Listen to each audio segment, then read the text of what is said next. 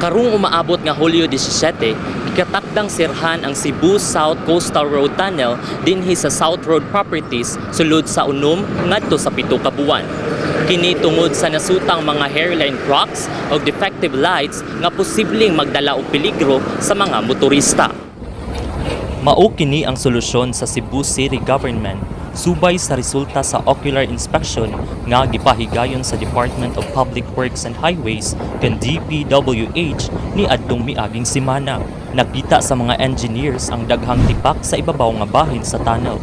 Nasuta usab nila nga naa na lang sa 30 o 40 ka porsyento sa mga suga ang functional hinungdan sa pagngitngit sa pipila ka bahin sulod sa tunnel. So we were there 2 weeks ago. Nakita gyud nato before our eyes moto nga naatay kaliot nga closure wag ko siya kabutog 30 minutes. The repair needed is very evident. There were ang tawag kuno nila na is hairline cracks sa babaw. Nasayran sa MyTV Cebu team gikan ni Attorney Ken Francisco Hungoy, Assistant Head sa Cebu City Transportation Office, nga partial closure ang ipatuman sa tunnel ug ang temporaryo nga sirad-an mao ang outer lanes lamang samtang gitrabaho ang dulan usa ka kilometro nga tunnel. The portion that will be closed will only be the rightmost lane. Now the leftmost lanes of each direction shall be open to all motorists. So for all motorcycle drivers, owners, and other vehicles, they will be restricted and they need to pass through MJ Cuenco all the way to the Cebu South Coastal Road using the street along Plaza Independencia.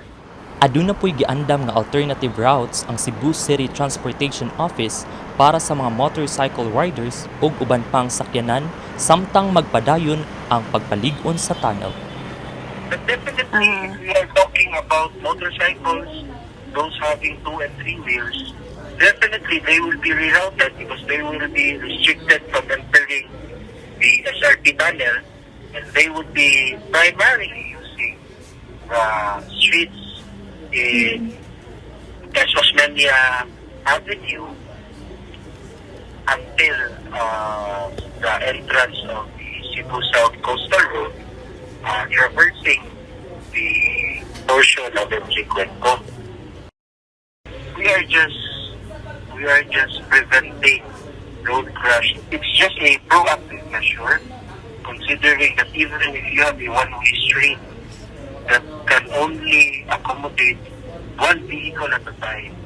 Taliwa sa maong partial closure, gibutyag sa Technical Infrastructure Committee ken TIC ubos sa DPWH nga dili kini alarming nga mga tipak ug common lang kini nga mahitabo sa mga tunnels.